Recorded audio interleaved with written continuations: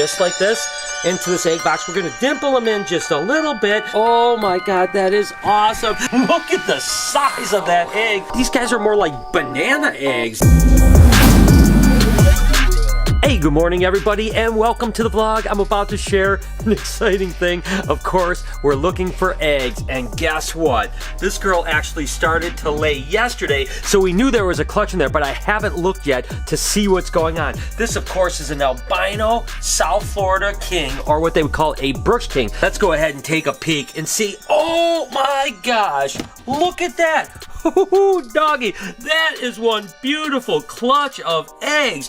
Oh my gosh, girl, you did so good, mama. Oh my God, that is our first colubrid clutch of the year. How exciting is that? I'm gonna take you guys on a journey how I set this beautiful girl's awesome clutch of eggs up and how we incubate them and hopefully successfully hatch them. Typically when I have colubrid eggs, we have about a 92 to 96% hatch rate. So, oh my gosh. Now I will say this clutch is all stuck together, but there's one little egg here. So I always candle eggs when they're loose because again, they can roll around and we always want that embryo up, right? But let's take a look at how many eggs we've got. We've got 2, 4, 6, 8, 10, 12, 14, 16 eggs. Woohoo, doggy. 16 beautiful eggs. What a way to start the colubrid season. Again, I've been saying that we're going to have a really banger of a colubrid season compared to what we've had over the last 3 or 4 years, just because we've raised up a bunch of animals. Obviously, we got Forrest's collection of cool scaleless corns and a bunch of other corns, so it's going to be incredible. Let's go ahead and set these eggs up. First thing that we're going to do is I'm just going to get a bucket so I can put some vermiculite.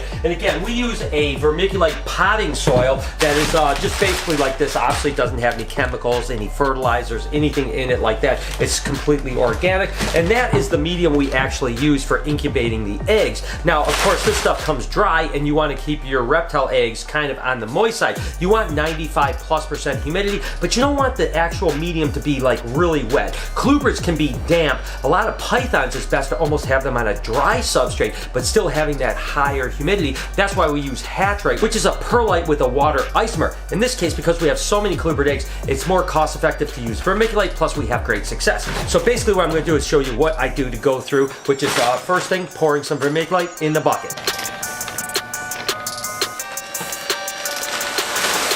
Now what I want to do is actually adjust the water temperature to about 82 degrees or so. And listen, after doing it as many years as I have, I've kind of developed a feel for it, but sometimes I'll just take a temp gun and just make sure the water is about 82, 83 degrees, right in that range. And once it gets there, we're going to actually add a weight to volume ratio, which is a 1-to-1 volume to weight with water. For me, it's just a feel thing. I have mixed so many thousands of batches of vermiculite into egg boxes that I don't need to actually measure it, so I go just by feel. Then when I finally have the temperature where I want it to be, I'm just going to go ahead and fill up a cup of water and pour it into the vermiculite. And then what I'm basically going to do is just kind of mix my hand around, mixing the water into the vermiculite till I feel like I've got the right consistency, and I just keep adding water until I'm kind of there. Now remember, you can always add water, but it's hard to take water out, right? So I always want it to be a little dry to start with, and I mix it around until I feel the consistency is where I want it to be. And just so you have an understanding, what you basically want is you want the vermiculite to clump like this, almost like a big vermiculite meatball, but when you squeeze it, you don't want any water to actually drip out. So it's got the firmness that it actually sticks together like a ball, but you can also break it apart and stuff like that. Now again, you can always add water as it goes, so I always want to kind of err on the side of a little less water in there. If those eggs overhydrate, they die. If they start to dimple in a little bit after a week or so, you can always add a little bit of water and kind of pop them back out. So again, clumping, good, dripping, bad. And even though I only have one clutch of eggs, I'm gonna go ahead and fill up a bunch of egg boxes because we're gonna have lots of clutches over the next little bit. And I use boxes that do not have holes. And I gotta continue to stress the fact that this is what works for me and has worked for me for all my career. And whatever works for you can be fine. I'm just showing you my roadmap. So basically what I'm gonna do is I'm just gonna take about 1.5 inches of this vermiculite and cover the bottom of these boxes.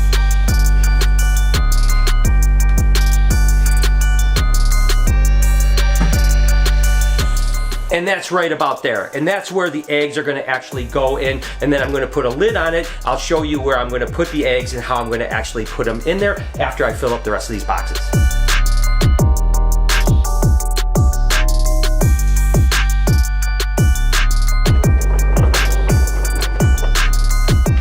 So now that we have the boxes all filled, basically all I'm gonna do is just put lids on these guys. Also do is put blue tape on here so we can mark actually on here with a marker what is in the egg box. That way we can kind of monitor and see when things are due to hatch and all that other stuff. Not to mention when things are hatching, we want to know what the mother and the father is and so on like that. So regardless, egg boxes are set. So now gets the fun part. So we're gonna take this clutch of eggs right here and we're just gonna really gently move them over like this.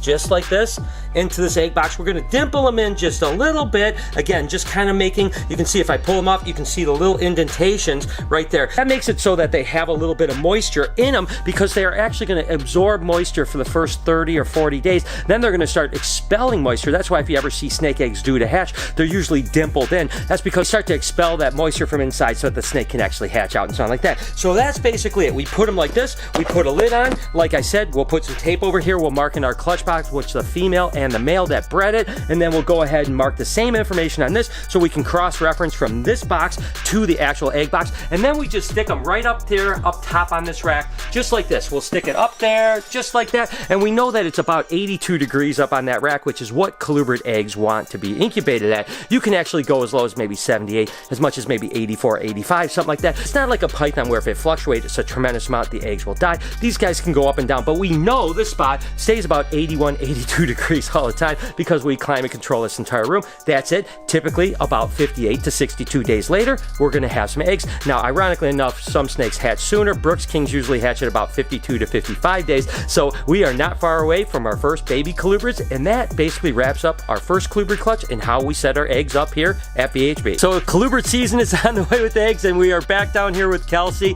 Excited about this one because this is one I've been waiting for quite a while. Of course, our first Stimson's Python clutch. You guys know that we wrapped up the children's Python season now, and again, the first Stimson's. Let's take a look and see what she's got going on here. Oh my gosh. Oh, they look good too.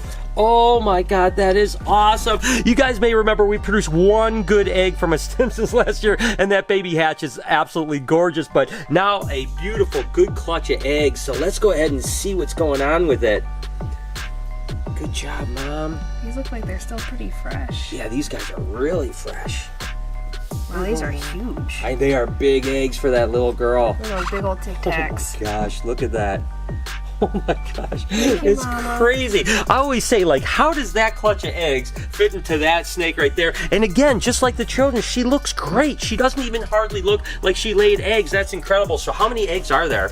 1, 2, 3, 4, 5, 6. 6 eggs. Okay, so it's a small clutch. Again, Stimson's pythons may lay smaller clutches. I've only just produced the first clutch ever in my facility. Again, last year there was 1 good egg, and I can't even remember how many slugs, but 6 good eggs. We do have 1 or 2 more female Stimsons to go, and then a bunch of spotted, so that's really cool. So couldn't be more excited. Baby Stimsons are going to be so darn cute. I am so excited. So good job, Kelsey. Way to go. Thank you. Sticking with python eggs, but switching over to ball pythons, we've got 1 clutch of eggs today. What do we have?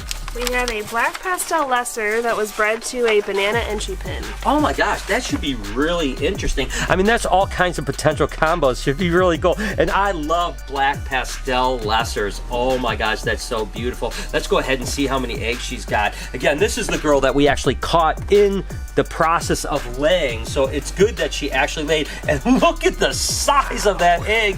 Oh my gosh, that is a huge egg. That baby's gonna hatch out like 120 grams. Man, that's crazy. Small clutch, but these are massive. I know, that's not that bad. And this is this girl's first clutch, so I was excited when we raised her up. It's cool to kind of see an animal go from a baby like we do so often and have her first clutch. So she is definitely a good mama, and 4 really big eggs. Again, not the largest clutch, but hey, I'm happy and I cannot wait to see what hatches from them. So once again, Kelsey, keep me posted and keep up the good work. Weirdly enough, we're checking through again, and there is another clutch of snakes. This is actually a first-time breeder Pueblan milk snake right here. You can see this mama right here. And I've talked about it last year where after they lay, I always just kind of let them run through my fingers just to make sure that there's nothing bound up in there and stuff like that, just so that you know. But regardless, it's the first time she's actually produced, so we'll see how many eggs she has. She's bred to a kind of interesting male right here. It's the one that I showed you guys a few weeks back that has a really kind of interesting triad mark on it. So sometimes that stuff passes on, so we figured we'd breed it and and see what happens. But regardless,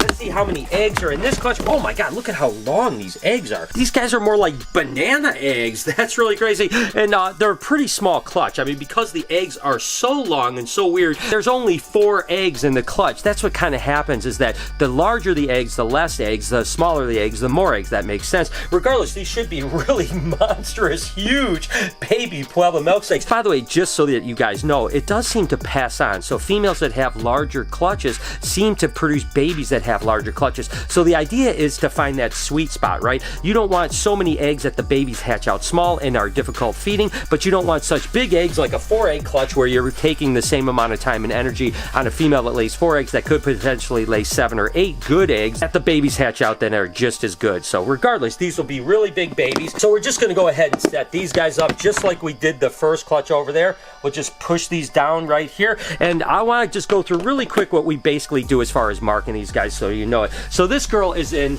aisle B. She is on the 10th cage, so she's going to be B10, and she's bred to this male, which is an apricot Puebloan with the Chacol pattern. So basically what I do is I just write down the clutch number. In this case is clutch number 2 for the year for colubrids. I'm going to write down female B10 Puebloan, male apricot cool pattern. I'm going to do the exact same thing in my egg book here that has all the information. That way we can kind of monitor everything. And again, with these guys, about 60 days till hatch. So there it is. Colubrid season's on the way, guys. Clutch number 2. Taking a break from the snake eggs to kind of hang out here over at the Reptarum and show you guys something I've been doing almost every day, and that's a little enrichment for my buddy Toothless. You know, I want him to be like Elvis when he gets bigger, which means that I want to have him out running around and kind of exploring the place. But he's a little bit small right now to just let him on the floor and let him run around. So most days what I'm doing is I'm spending like a half an hour, sometimes even 45 minutes, just with him on this turtle barrier right here. He just walks around, he'll climb up the pillar a little bit, and I'll let him just kind of explore. I think it's a good way for him to just get out of the cage. Enrichment. He is such an amazing animal. You can see there's absolutely no fear in him. You can just pet him. He'll hang out with you. As I sit here like this, he'll oftentimes just climb up on my arm, sometimes on my shoulder. And I think, again, with an animal that's as smart as Toothless and Elvis, it's really important to give them a tremendous amount of enrichment. So I just hang out here. It's an amazing thing for me because I love just watching and interacting with this guy. And again, I think that it is just habituating him for being an amazing animal, even better than Elvis is when it comes to people. He is so cool. So as you can see, we have a lot of snake eggs going on. By the way, these are gecko eggs, and to give you an idea, all of these tubs up on here are all gecko eggs, and we just started the gecko season, so we're gonna have a lot of leopard geckos as always. It's absolutely amazing. But I love this time of year. I love when we're starting to produce, it's starting to ramp up, starting to get exciting. We should start getting clutches almost every day, and then of course hatching babies here in another month and a half to 2 months, and that's gonna be absolutely bonkers, so I cannot wait for that. As for now, I'm gonna shut the vlog down. Just wish you guys an amazing day. Thank you for all your support. Be kind to someone, and I promise I will see you guys tomorrow.